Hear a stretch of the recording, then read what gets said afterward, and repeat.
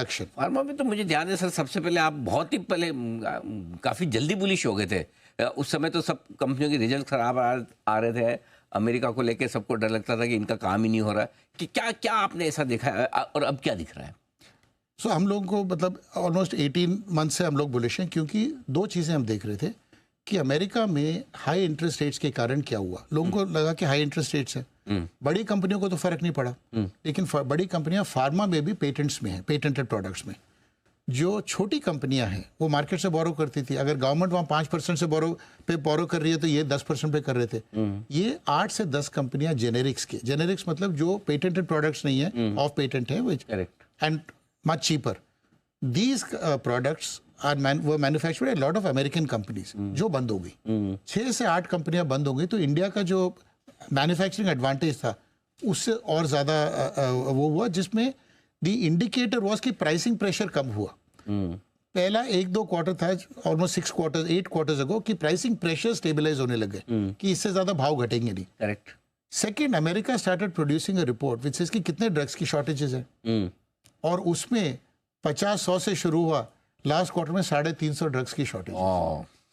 तो इसमें third thing आप देखिए, जो इंश्योरेंस कंपनीज हैं वहां पर तो they pay you for the medical insurance, they started pushing people to take generics because 9 out of 10 products in America bought by numbers are generic products, क्योंकि patented products are expensive, insurance don't want to pay for that. तो उन्होंने ये अपने लोगों को मतलब push करना चाहा कि आप जेनेरिक्स की तरफ जाइए। तो एक तो जेनेरिक्स का डिमांड इंडिया का वो, and high interest rates became India's, because हमारे बैलेंस शीट्स यहाँ पर सारे अच्छे थे, सब कैश पॉजिटिव हैं, क्या कैश पॉजिटिव, डी लेवरेज्ड हैं, बायबैक्स अनाउंस कर रहे हैं अभी। तो ऐसे माहौल में वहाँ कंपनियां बंद हो रही हैं, तो हमारा यहाँ पर वो रनवे। अभी भी बुलिश हैं आप फार्मा पे? मेरे को लगता है फार्मा में क्यों बुलिश है, एक लास्ट पॉइंट, इंडेक्स का वेटेज 6% भी नहीं है। इंडेक्स में फार्मा का वेट 6% भी नहीं है, ओनरशिप लेवल भी कम है, और वो 6% में एक कंपनी सन फार्मा का 2/3 वेट है। तो बाकी कंपनियों को कोई वेटेज ही नहीं है। अच्छा, तो एक डेटा से रिलेटेड बताया, एक फार्मा, और क्या थीम से कुछ आपने ई कॉमर्स कंपनियों की भी बात की, क्या आपको लगता है अभी भी वहाँ मौके हैं? उसमें एक्चुअली वैल्यूएशंस ऑलरेडी बहुत पहले ऊपर हो चुके हैं फॉर 2 रीजंस। जब ये लोग आईपीओ आए थे, other than I think Paytm जो काफ़ी घटा था, बाकी इतने घट भी नहीं पाए, घटे फिर बाउंस किए। इनका प्राइवेट इक्विटी से लेना देना काफ़ी रहता है, because owners are lot of private equity owners. The good thing there is e-commerce के businesses have grown, the platforms have grown and some have started showing break even. तो मार्केट का ये व्यू है कि अगर ग्रोथ से break even आ रहा है तो क्या ये ग्रोथ अगर कंटिन्यू करके प्रॉफिट्स बनेंगे, ये थीसिस है।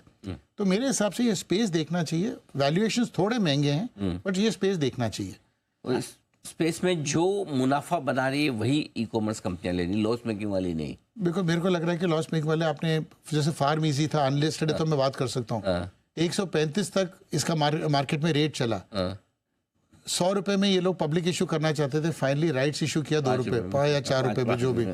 तो ये है, तो इसमें सर्वाइवल यानी कि जिएंगे या मरेंगे, इस चीज का बहुत बड़ा बहस होता है। तो सबसे पहले ये जीना है मरना पहले डिसाइड कर लो, उसके बाद। जो लिस्टेड कंपनियां हैं उसमें 1-2 कंपनियों ने एक्चुअली मुनाफा दिखाना चालू किया है, और मेरे हिसाब से वहां पर growth still continuous. Pricing pressures में भी देयर, इंडियंस लव डील्स, और एक साइट क्लिक करके अगर आप 4 और साइट में अगर आपको कम, तो आपका कोई लॉयल्टी नाम का चीज नहीं है, तो you will go to the lowest price thing. So that is another possibility.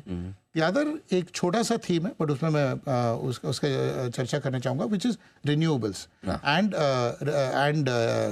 You know this is waste recovery etcetera. Okay, so इसमें anything to do with sustainability, ESG theme चला था, but investments are too high. लेकिन जो for instance battery से, old battery से lead वापस recycle करते हैं, so recycling, reusing and renewing, ये बड़ा थीम है। कुछ छोटी कंपनियां हैं, बट मेरे हिसाब से और बड़ी कंपनियां आएंगी, दैट ऐसा मेरा मानना है। तो ये एक थीम है जिसको मैं स्टॉक स्पेसिफिक बात नहीं करना चाहूँगा, सेबी का बहुत बड़ा वो एक प्रेशर रहता है सब पे।